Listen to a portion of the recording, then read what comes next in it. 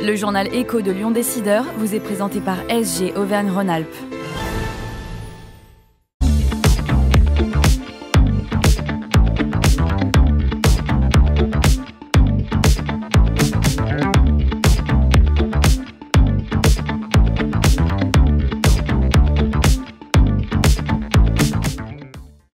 Bonjour et bienvenue dans le journal Écho de Lyon Décideur. Avec la large victoire de la liste ECF aux élections ordinales dans la région, Damien Cartel vient d'être élu haut la main, président de l'Ordre des experts comptables Auvergne-Rhône-Alpes. Il est notre invité aujourd'hui. Bonjour Damien Cartel. Bonjour Jean-Pierre.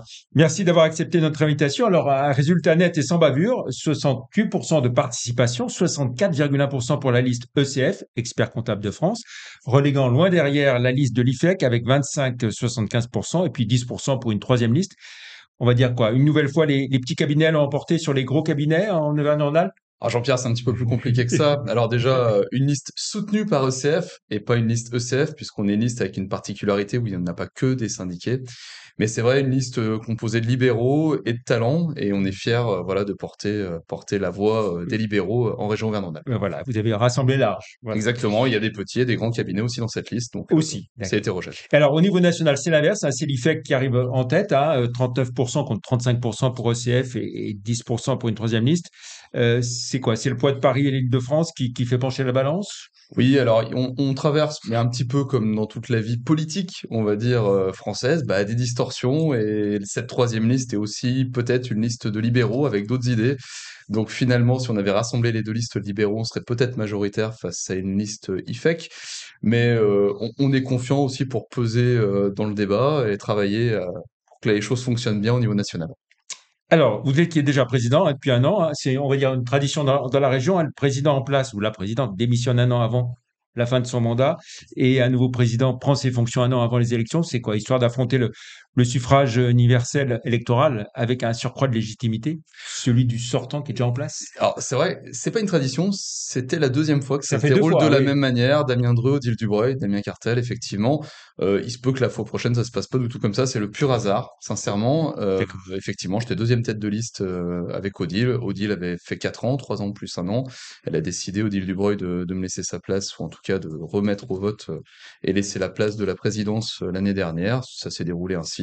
Ça se redéroulera sans doute peut-être pas comme ça la prochaine fois. D'accord. Alors, le Conseil régional de l'Ordre des experts comptables Auvergne-Rhône-Alpes, c'est combien d'experts comptables dans la région? Combien de cabinets? Combien de salariés? Et quel chiffre d'affaires pour mesurer un peu le poids économique? Alors c'est à mon tour pour les chiffres, du coup, Jean-Pierre, si je comprends bien.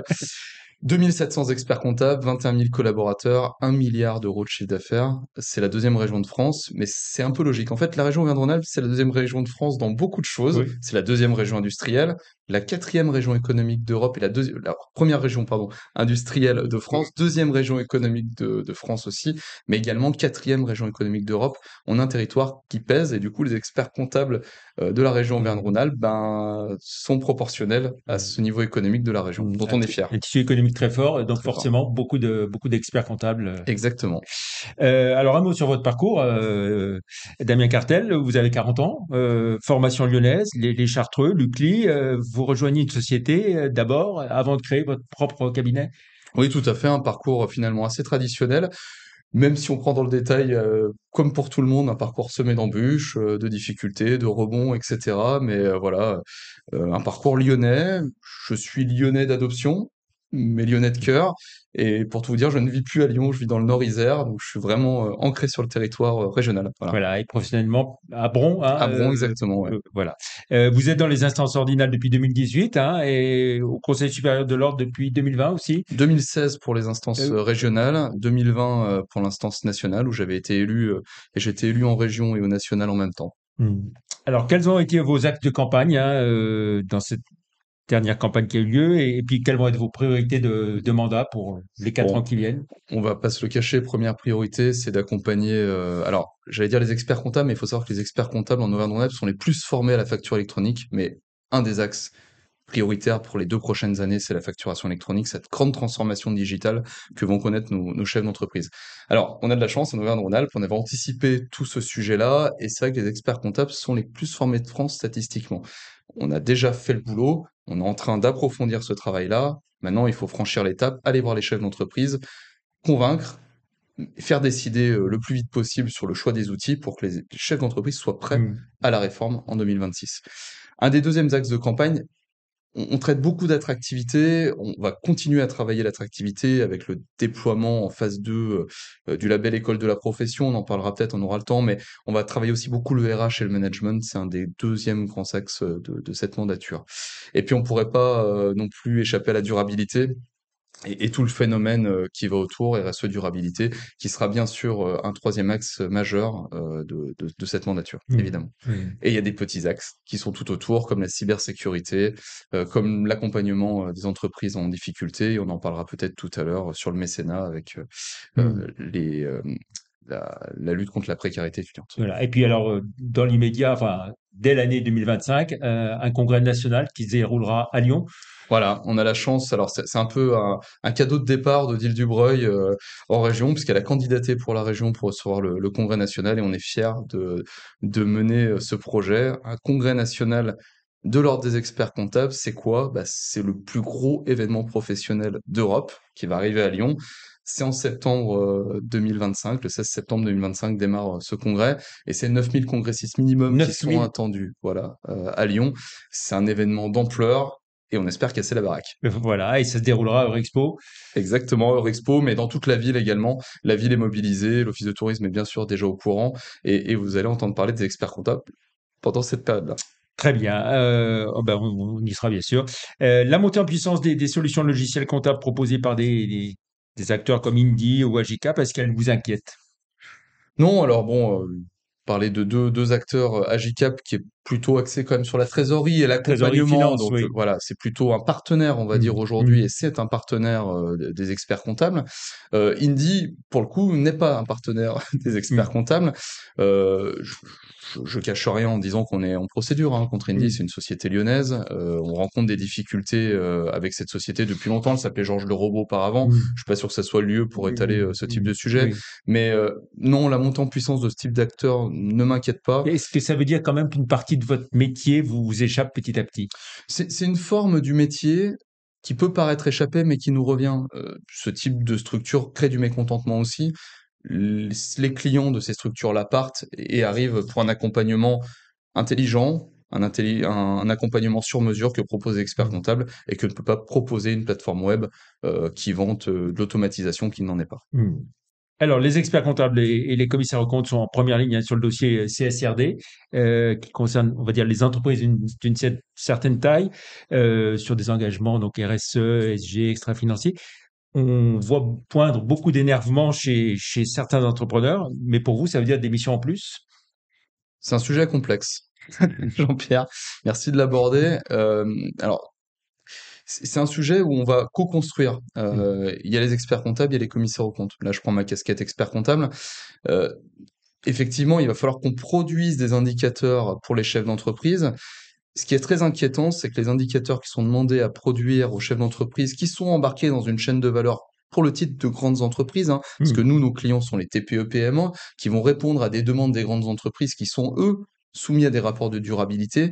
Le problème de ces indicateurs, c'est qu'ils sont extrêmement complexes et ils vont être extrêmement coûteux à produire.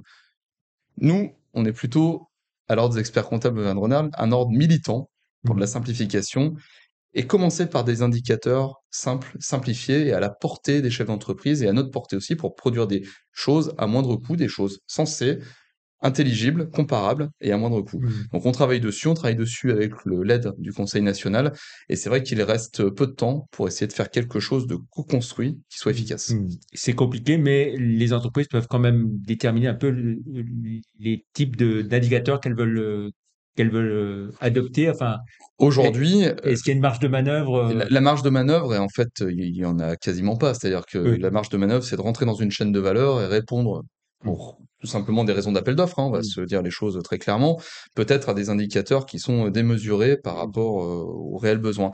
Ah voilà, l'idée, ça va être quand même de se mettre peut-être un moment tous autour de la table, hein, les organisations syndicales patronales que je Mmh. soutiens moi aussi hein, dans cette Mmh. démarche, mais se dire aussi qu'il faut qu'on passe ce cap de la durabilité, des informations Mmh. extra-financières, il faut qu'on donne des données, et puis qu'on évolue avec le temps, qu'on se donne Mmh. un calendrier Mmh. peut-être fragmenté sur la complexité des éléments à donner. Mmh.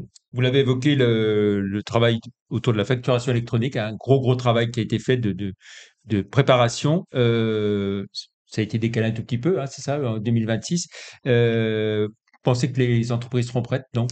Alors le gros changement, hein, de ces derniers mois, c'est le désengagement de l'État sur une plateforme, qu'elle s'était engagée à produire, qui devait être le réceptacle de tous les chiffres. Heu, les experts comptables sont prêts. Mmh. Les experts comptables ont leur plateforme dédiée à la facturation électronique qui est prête en réalité depuis 5 ans. On est prêt à accueillir les Mmh. données, à les redistribuer. Il manque un petit connecteur entre les supports et ça fonctionnera. Les entreprises, eh ben oui, il va falloir rentrer dans le système, mais c'est à nous, experts comptables, d'aller expliquer la réforme, changer le paradigme, changer de logiciel de fonctionnement administratif et surtout vanter tous les mérites que va avoir cette réforme, parce que je vous promets, Jean-Pierre, Mmh. ça va avoir d'énormes mérites. Mmh. Et alors, ces principaux mérites, vous diriez quoi pour Déjà, les entreprises, alors, toutes les entreprises? toutes les entreprises, bien sûr, vont se dire dans un premier temps, bon, ben, bien sûr, on a compris, on lutte contre la fraude, Mmh. évidemment, puisque bah, ça va être un réceptacle de toutes les factures et un précalcul peut-être demain de la TVA, etc. Mais en luttant contre la fraude, on lutte aussi contre la concurrence déloyale, des gens Mmh. qui dépassent peut-être des seuils et qui devraient changer de régime et se mettre en niveau de concurrence Mmh. avec d'autres Mmh. entreprises. Donc on lutte contre la concurrence déloyale. On lutte aussi contre la perte de données. Mmh. L'archivage obligatoire sur ces plateformes-là pendant 10 ans sécurise et donne aussi une preuve fiscale. Il y Mmh. a énormément d'avantages et si la plateforme est bien fichue, comme celle des experts comptables, mais il y en aura d'autres qui arriveront Mmh. sur le marché, elles offriront d'autres services, comme des paiements à échéance, comme des sujets de relance automatique, etc. Et je vous assure que ça va Mmh. simplifier la vie administrative des entreprises. Mais il faut changer le logiciel de fonctionnement. Un mot sur vos relations avec les relations avec vos homologues avocats, notaires. On sait qu'elles sont plutôt bonnes ici dans la région. L'interdisciplinarité fonctionne bien? Ah, écoutez, je sors d'un déjeuner ce midi avec notre bâtonnier et le président interdépartemental de la Chambre des notaires. Au sein d'une association qui s'appelle l'API, alors j'en fais un tout Mmh. petit peu la promotion parce que c'est une rareté, hein, de se Mmh. s'entendre tous bien, mais effectivement ça fonctionne bien. On fabrique énormément d'événements, conférences, mais également, événements, envers les jeunes et oui, l'interprofessionnalité, fonctionne bien, elle est extrêmement dynamique et productive sur le territoire Mmh. lyonnais. On va finir avec la situation économique générale, hein. Plusieurs secteurs en crise, un tassement général d'activité, une croissance faible, des défaillances d'entreprises en forte hausse, la morosité de retour. Je pense qu'il faut savoir mettre des mots sur les choses. On est dans une récession, on l'annonce depuis plusieurs mois, nous, à l'ordre des experts comptables, avec des chiffres, des indicateurs. On produit des indicateurs, tous les trimestres. Oui, on est en période de récession. Oui, on avait prédit que les difficultés arriveraient, ça nous fait pas rigoler. La difficulté aujourd'hui, c'est qu'on va vers de la destruction d'emplois massifs. Et ben, il faut inverser la tendance. On a Mmh. hâte Mmh. qu'on puisse avoir des mesures gouvernementales et on va dire de relance, Mmh. pour contrer ce Mmh. ce problème-là, bien Ouais, sûr. parce que ce qu'on voit, c'est quand même des positions attentistes, des investissements qui sont à l'arrêt, reportés. Bien sûr, et puis, une situation où, l'économie ne se relance pas. Donc il faut Mmh. retrouver des vecteurs de relance de l'économie. Et pas vraiment de visibilité sur 2025, à la fois en politique, mais en économie Non, aussi. j'aurais espéré vous annoncer aujourd'hui une relance par l'immobilier, on l'attend tous, hein. Oui. L'immobilier, dans la région est un des vecteurs de croissance économique. On aimerait tous, et on en parle régulièrement avec la CCIR, avec le MEDEF, et avec la CPME. On aimerait tous d'avoir un plan de relance économique par l'immobilier. On va manquer, de logements neufs, hein, pour Mmh. accueillir, enfin voilà, tous les habitants et de la rénovation de l'habitat, et tous les autres sujets qui sont connexes. Oui, on va vers de grandes difficultés, il faut qu'on réagisse vite. Voilà, et rien n'est jamais trop tard. On sait que quand on est face au mur, on peut relever de grands défis, en France. Bah, allons-y. Mmh. Très bien. Merci beaucoup, Damien Cartel, d'être venu sur le plateau de l'Union Décideur TV.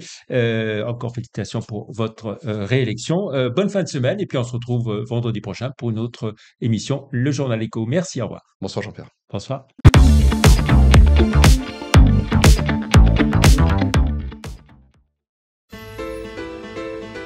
Faites grandir vos idées avec SG Auvergne-Rhône-Alpes.